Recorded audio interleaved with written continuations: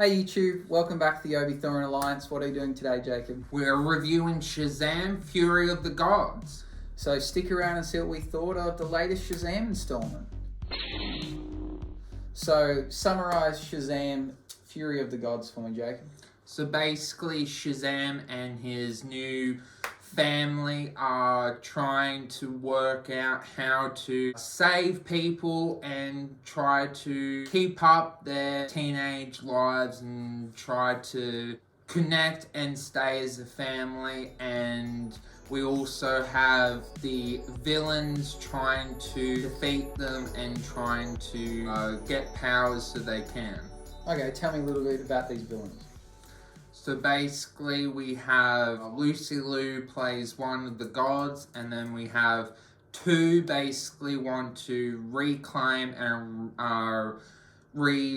revenge their father and reclaim the gods that they think that they deserve. Yeah, so again, it kind of goes back to Greek mythology, which is something the DC universe kind of focus in on. So they want to reclaim these powers. They've been, vanished to some kind of, not a realm, but somewhere they can't exit due to the wizard who we saw in the first film. And they want the wizard staff back, which gave Shazam his powers. And that's pretty much how the film goes into, without giving away too many spoilers. Anything else worth adding that's not, a spoiler? I definitely think it's as good as the first one. The charm's there, the humor, the likeness of the characters. Shazam definitely has that funny moments and definitely worth watching even if you're not into superhero movies. Okay, so let's get into a verdict. What we're going to do, which is a bit different, we usually rate the show or film off camera and we give scores based upon a couple of different criteria. But this time we're going to do it on camera and give you our reason as to why we gave those scores. And then at the end, we're going to reveal what our total percentages out of 100. So we'll get into it. So I'll ask you first, Jacob. So what do you give the plot out of 10? I'm going to go 7. The writing, I don't think the writing or story is what you're going to see the movie for. It's more the charm and the humor and the characters. The story does its job. It gets the characters to point A to point B. It gives the villains their motives, and really, it doesn't do anything that special. We've seen superhero movies before. They're very overdone now, but it's still a good story, but overall nothing that special. It's more the charm and the characters that you'll want to see this movie for. Yeah, I'm thinking I'm going to give it a 7.5. I thought the plot was fun and enjoyable. I just think it had maybe a few things that could have been removed and made the film a bit more simpler, which I think would have worked in its favour. And yeah, I think it was fun and lighthearted, nothing too complex, didn't require too much thinking. The villains were quite simple, their motives were simple. I just question what they could do and where their powers laid and how they could actually be defeated or defeat Shazam. So that was probably the only kind of question I have about the plot, but I think it was solid at 7.5. So what do you give the characters in total? So what rating out of 10 would you give all the characters? Definitely a 9. I think this is where the movie excels. Shazam and all of his other family members. It messes out on that one point because the villains feel like they're kind of in the movie, because nowadays we need villains. Unfortunately, they give the villains a backstory because of revenge, but unfortunately it's kind of just for the sake of it. There's nothing really anything breaking like Darth Vader or Thanos, but the other characters do a great job. The humor's there, the characters are likable. Shazam trying to lead the team and trying to do his best, and characters are amazing. I think the characters were the best part, so I'm going to give the characters an 8.5. I think that the transition of going from the young kids to then when they become their Shazam form, I think they encompass not only they make them look similar, they kind of bring over the attributes and do it in to their extremes. So, you know, whether it's the younger, playful sister, when she gets older, when she turns into the older version, she's kind of sane, playful, ditzy. She's impressed by cats and unicorns. You know, I think it's really cool how they do that. So I think the characters were really, really good. So I think it's a solid 8.5. The length of the film, how do you think it was? Too long, too short, and a score out of 10? 2 hours, that's roughly what a movie is. I thought it was fine. I'll probably go at 8. I think it's roughly where movies are nowadays. I think if it went for 3 hours, that would have been a roughly... Definitely too long. I think it's kind of predictable where superhero movies go. They take away the powers and then we get a final boss at the end. I guess they could have toned down some little bits and get to the point, but overall I think it's good. But yeah, I think purely being 2 hours is a good length, so I'm going with an 8 as well. I'll get into it later when we talk about the pacing, but it felt longer than 2 hours. But on paper, 2 hours is a good length. 3 hours is overkill. Anything shorter, I think they would have been rushing. But so I'm going to give an 8 also. Moving on to the main character's performance. So basically, we're talking Shazam, siblings, and the villains. How do you give their performance out of 10? A 9 as well. I think they nailed their performance. I couldn't imagine anyone else playing Shazam. And overall, I think the acting was amazing, but nothing is perfect. And overall, I think when they did become their older selves, the older actors betrayed the younger selves very well, and I think that's really good acting how they cast the two different versions really well, and you look forward to seeing both versions. And I don't think it would have worked if they got someone that didn't betray either one differently. So yeah. I'm going to go a little bit lower. I think it was an 8 for me with their performances. I'm not saying they were bad, it's just there's limited range for these characters. It is a superhero movie and it's kind of on the silly spectrum of superhero movies, so they did a really good job, but it's no Academy Award winning performance. It's no Leonardo DiCaprio at his peak kind of thing. It's, you know, it's as good as it can be for this type of movie, but that's still a solid score. The supporting characters. So who would they be for you? What would you consider the supporting characters in this film? I guess the wizard and the adopted parent. Yeah, I would say that. What do you give their performances? Oh, probably 8. You know, they did their job. The wizard was kind of the comedic character, and the parents were kind of there because someone has to be the parents for the adopted kids, so they did their job. Yeah, I'm going to go slightly higher only because I give 8.5 because I thought that because of the limited screen time and their roles weren't overplayed, it was probably just a bit better, where I think the main characters, their roles, with the amount of screen time they had the chance to kind of overdo it, and where I think the limitedness of the parents and I think the Wizards' performance was actually really, really good. So I'm going to give it that fraction higher just because they didn't have as much time to overdo the roles. What do you give the casting out of 10? Oh, definitely an 8 as well. I couldn't imagine anyone else playing Shazam, and anyone else. I think it's a great casting choice. Yeah, definitely good choices. Yeah, I think the casting was one of their strongest points, so I'm going to give it a 9, not only because they actually got quite decent star power with the adult actors, but the kids, I think, were standout performances, but they don't have much role. They don't spend that much time as them being kids. But I think the people they selected, particularly be Shazam and his sibling, forgive me for not knowing the name, the sibling that walks with a limp, and who then kind of Shazams into becoming Adam Brody. I think that he was the standout performance in that for me. So I think the casting was really well. I think they brought a lot of star power, so it's a 9 for me. What do you give the entertainment factor? How entertaining was this film? I think this is going to get a 10. This is what you're going to see the movie for, the entertainment factor, seeing just how fun the movie is. Yes, the writing isn't the best, but out of all the superhero movies that I think you're going to see this year, this is the most fun in a movie, and I was entertained from start to finish. But it's not the best superhero movie, but it's the most entertaining, fun movie that I think that will be on this year. Yeah, I agree with you. I think it was entertaining would be the best way to describe it. The only thing that's going to hurt it for me is I thought it dragged on a little bit and there's a couple of slow moments. I'm not going to give it a 10 like Jacob. I might give it, I think, an 8.5. I think I sat through it enjoying what was going on.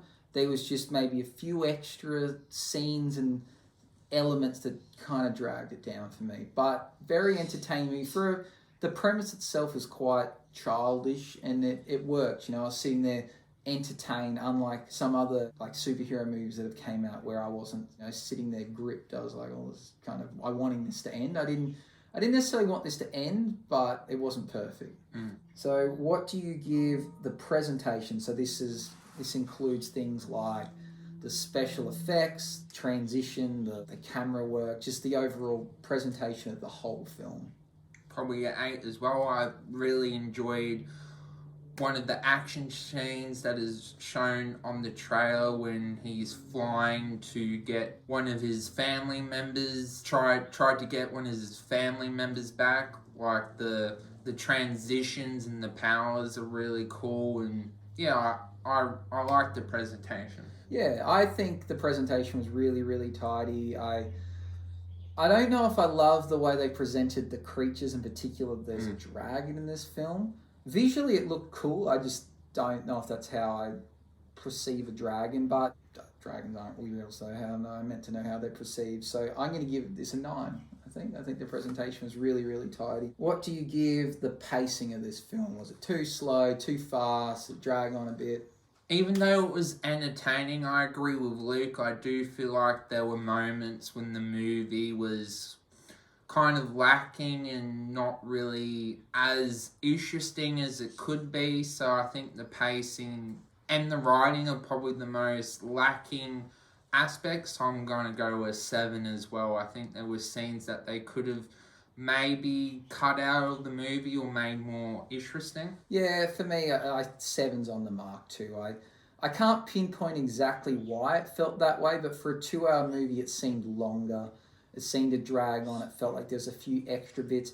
I'm glad that it wasn't because they delved into some backstory, some love interest or something that really took up too much screen time. It was just more, there's particularly towards the end of the film, these kind of creatures. I don't want to give away too much, but there's creatures that are involved in it.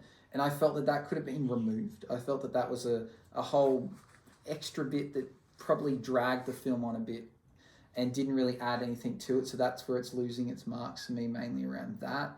But there's just times it felt a bit slow. Or maybe it's the fact that you kind of knew what was coming, so you're just waiting for it. So it felt longer because you're like, well, this is going to happen. Like, come on, get to it. There wasn't any suspense or build-up. That could be maybe it as well. Moving on to the ending. What do you think of the ending of this film?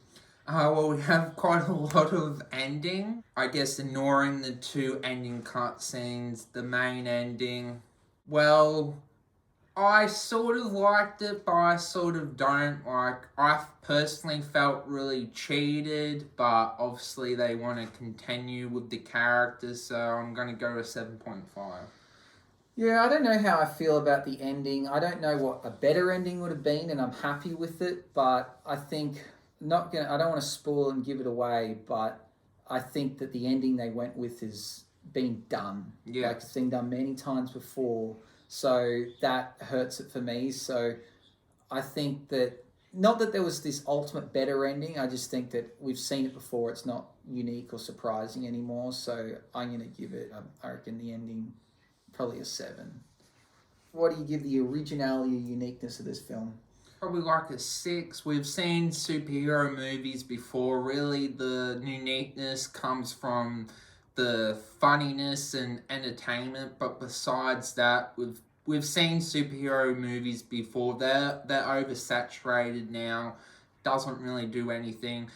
I guess the main thing it does do that's unique is that the younger versions become older versions, but besides that, nothing really unique. Yeah, I think uniqueness is what hurts it. I'm going to give it a 6 for that, I think. Yes, the whole premise of Shazam is different. We obviously haven't seen Shazam before in a film, but more the way it plays out. Villains seeking revenge. Yeah. Some villain, like, they teeter between, are they good and are they bad? They're swapping sides. Heroes losing powers, gaining powers, you know, kind of sacrificing yourself for the greater good. Like, oh, it's just so overdone. There wasn't anything unique about it. And I'm not saying that's a bad thing, because you can't always be unique, but something like superhero movies, they're always going to lose a bit of marks and uniqueness, because it's the same generic storyline. Where if this was something brand new, not superhero related, you know, there's a chance it's going to be something we've never seen before. But that, unfortunately, this is where marks are always going to be lost. But points are made up, you know, in terms of, you know, visual effects and other areas. So uniqueness is something that will always hurt these type of movies. Time value. Was it worth it? Do you think it was worth seeing it? Do you regret it? I think Shazam is very much a movie that you, for the fun factor, it's very much a family movie. The characters are adopted. So you don't need to be a superhero fan to watch it. But if you're in a superhero slump, you might not want to watch it. But so I'm going to go with 7. I very much think it's worth your time if you want to watch a fun superhero movie, but it doesn't do anything to make you want to watch something that amazing, if that makes sense. I can give it an 8, because I think people that don't usually watch superhero movies can enjoy this. Yeah. And I think you could even get away with not watching the first movie. Yeah. Obviously it adds to the experience, because you'll understand a bit more about their powers, but you could just casually watch it and be like, oh, I get it. This guy gets powers. His family has powers. So I think time value, I think it's an 8. I think it's worth going and seeing. It's not groundbreaking, but you're going to have a laugh. You're going to get something out of it. And at the end of the day, even if it feels long, it's not. So I think a movie where it feels long, you wasted 3 hours of your time and you got nothing to show for it, is a waste of time. But this isn't the case. 2 hours in and out, and you'll laugh at least. So an 8. So let's get some final scores. So what do you reckon you ended up giving it, Jacob, out of 100%? Around the 70 or 80 mark? Pretty close, 79%. What do you think I gave it? Around 80%. Pretty close, 79 as well. Which, I don't know how this happens. We tend to generally get the same scores, and I guess this is good to show that we do deviate in why we give our scores, but in the end they kind of average out around the same. So 79%, you think that's fair? Yes. Okay, so maybe now we've given the score, kind of given the reasons why, give a final verdict as to your score and, you know, what you think of it. I guess final score is a 79% out of 100. I definitely think it deserves that score. Like I've said, it's definitely a fun movie, but it doesn't do anything groundbreaking. Definitely looking forward to seeing Shazam in his next movie, or whatever they do with Shazam. If you're kind of sick of superhero movies, I guess it won't ground you in a epic way, but I still think you'll have a laugh from it. It's a very enjoyable movie that way. They definitely love doing the adopted angle with DC characters. That I don't know why they love doing that.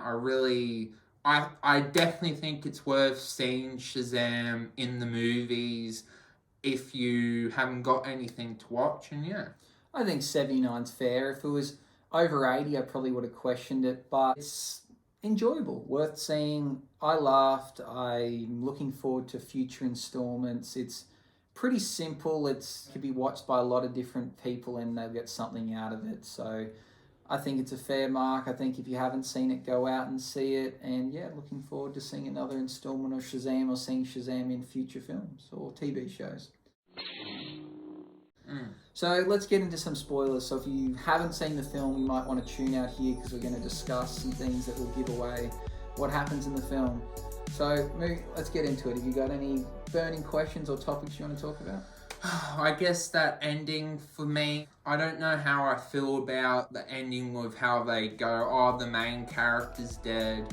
We see the other characters mourn, and then the main character comes back. It feels like a very overused trope. For me, I was I was kind of hoping that that sacrifice for Shazam was actually going to be earned, but part of me kind of knew because they want Shazam to be a character that carries through with the new universe, that they weren't going to kill him off. But part of me kind of went, that's why the ending didn't score well, because for me it was gripping at your emotions string, but it's like, he's not going to die. I think it was pointless because we knew that wasn't the case. We're like, he's definitely not dying. They're going to continue on with this. I do give it credit for the way he came back to life. I did enjoy seeing Wonder Woman. They kind of alluded to that throughout the film, his obsession with Wonder Woman. So I like that. But I don't think it was necessary for him to sacrifice it. It didn't have that build-up or anticipation. And I know they try and play off that the reason he got the powers of Shazam is because, he would sacrifice himself for others and deserves to be Earth's defender. But they didn't really sell it throughout the movie that, he's going to do this. He's going to, he's willing to die in order to defend Earth. And I think the circumstances of it was all a bit predictable. He worked out that if he gets enough lightning in the staff, it's going to blow up, and they're going to put the dome over it so then it doesn't hurt other people. It was very, very predictable, and I think they could have came up with a better way. I also felt that, and I'll ask you the same, whether you think that he actually could have competed with them.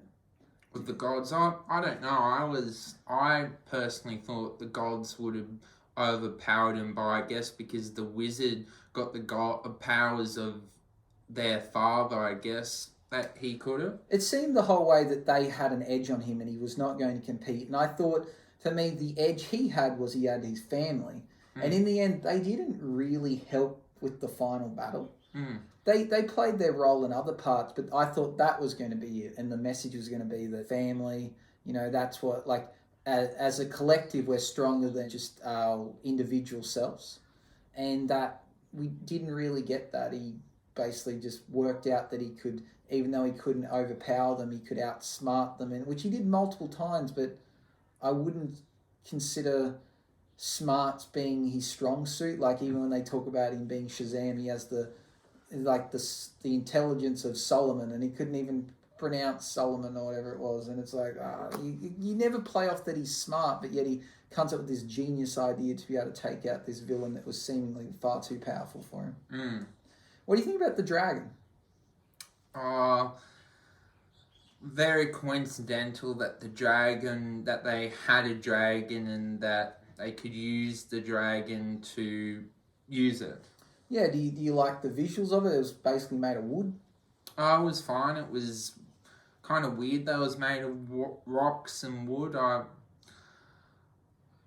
Do you also question the fact that the dragon was able to stab and kill one of the god's sisters? Does that make the dragon more powerful than the gods? Oh, I guess so. I don't know. Yeah, I question that, why their pet was almost more powerful than them, which seems odd. The gods' powers. Did you at all understand the good/bad sister that could basically make things move and change buildings? Does that make any sense to you? No, they didn't really explain her powers. Was she's moving these buildings and people were bumping into them, but were the people inside the buildings or where they were getting moved? It was not very explained, nor I don't understand her power. And Lucy Liu's character had the power of chaos, so she could kind of whisper something in people's ears and they'd fight each other or walk off a building. Very, very strange.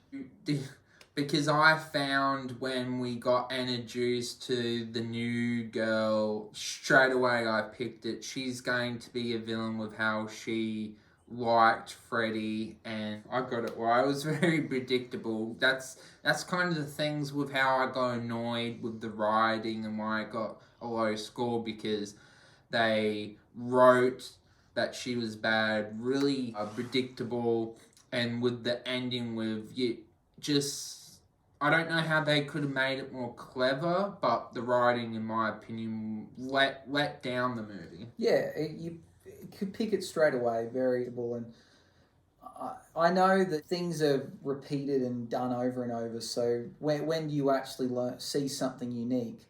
But this was obviously predictable. It didn't even try and use the sleight of hand to make you think one thing and then give you something else. It was just very blatant what was going to happen. So yeah, there was no real surprise to this film. Did you like that she was the third sister? She was sent to infiltrate the Shazam family, but instead she loved one of them and wanted peace, and yeah, it just seemed like a very Romeo and Juliet trope. Yeah, it's not horrible. Like, I can buy into her backstory, you know. Like, there was no... Just because she was a god didn't mean she was evil. They were just seeking their powers back because the wizard had taken off them. And some of the sisters wanted to do it by bad means, and some, you know, wanted to achieve the same goal, but they didn't want to harm people in the process. And she kind of then went towards the side of not causing harm, and I guess in the end she's now human. She's lost her powers. That's what we're left with. What do you think about the end credit scenes? Definitely the first one was the best one, when the characters from Peacemaker meet up with Shazam, and he's thought he was joining Justice League, but it's the Justice Society. Yeah, I think that was very funny. I thought that was one of the best parts of the film, even though it was after the film. And what happens in the next cutscene? We have to wait a long time for it, but... Basically the villain from the first Shazam talks to a... It's like a worm or something?